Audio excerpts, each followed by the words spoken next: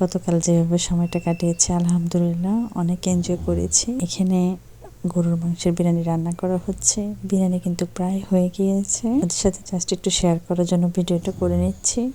আর এখানে রোস্ট রান্না করা হয়ে গিয়েছে।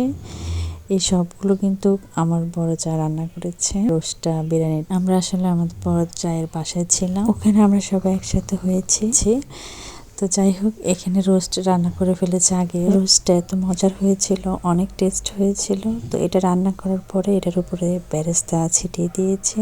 তো বেরেস্তা ছিটিয়ে দিয়ে এটা গরম গরম ঢেকে রেখেছিল, যার কারণে এটার কালারটা আরও অনেক সুন্দর আসছে। আর খেতেও কিন্তু অনেক মজা হয়েছিল। হ্যালো এভরিওয়ান, আসসালামু আলাইকুম। সবাই কেমন আছেন? আমি তো আল্লাহর রহমতে আলহামদুলিল্লাহ আপনাদের তো ভালো আছি। আর এখানে ডিমের মধ্যে হলুদের গুঁড়া, মরিচের গুঁড়া আর লবণ দিয়ে এটা ভেজে নেবে। এখানে কিন্তু বিরিয়ানিটা প্রায় হয়ে গিয়েছে। বেসিক্যালি 31st নাইটে আমার ভাসুরের জন্মদিন ছিল, সে উপলক্ষে নিউ ইয়ার উপলক্ষে আর আমার ভাসুরের জন্মদিন উপলক্ষে আমরা সবাই গেট টুগেদার হই, যার কারণে আসলে দুইটা মিলিয়ে আমরা অনেক বেশি আনন্দ করি সবাই। তো সেজন্য সবাই একসাথে হওয়া, আসলে অনেকদিন পর সবাই একসাথে হওয়াটাও কিন্তু একটা ভাগ্যের ব্যাপার আমি মনে করি। আমরা অনেকবারই একসাথে হয়েছি, দেখা যাচ্ছে অনেকবার সবাই একসাথে থাকে না, কারো ব্যস্ততার কারণে বা কেউ অন্য জায়গায় থাকে বা আমরা থাকি না, এরকম একটা অবস্থা হয়। আমরা সবাই ইনশাল্লাহ একসাথে ছিলাম, অনেক ভালো কেটেছে সময়। বছরের প্রথম দিন ছিল বা প্রথম রাত ছিল, তো সেই উপলক্ষে একটা কেক কাটা হয়েছে। আর আমার ভাসুরের জন্মদিন ছিল 31 তারিখেই ছিল। আসলে জন্মদিন বলতে কিছুই না, সবাই একসাথে হয়, একটু আনন্দ করা, এটাই হচ্ছে আসল কাজ। আর এখানে কিন্তু বিরিয়ানিটা রান্না করা হয়ে গিয়েছে আর ডিম ভাজি করাও কিন্তু হয়ে গিয়েছে।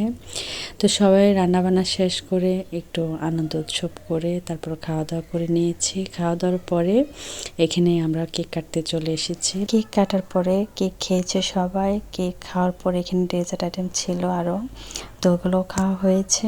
খাওয়া দাওয়ার পরে তারপর আমরা ছাদে গিয়েছি, যেহেতু 12টা বেজে গিয়েছিল। তো ছাদে গিয়ে অনেক আনন্দ করেছি আমরা। এই মুহূর্তগুলো একটু ভিডিও করে রেখেছি, চলেন এই মুহূর্তটা আপনাদের সাথে একটু শেয়ার করি।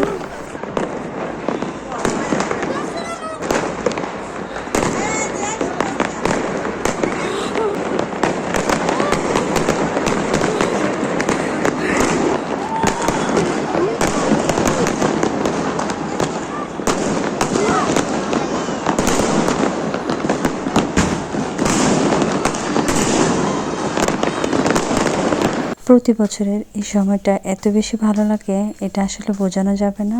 তা আমার এই সিম্পল ভিডিওটি কেমন লেগেছে সবাই কমেন্ট করে জানাবেন। সবাই ভালো থাকবেন। আল্লাহ হাফিজ।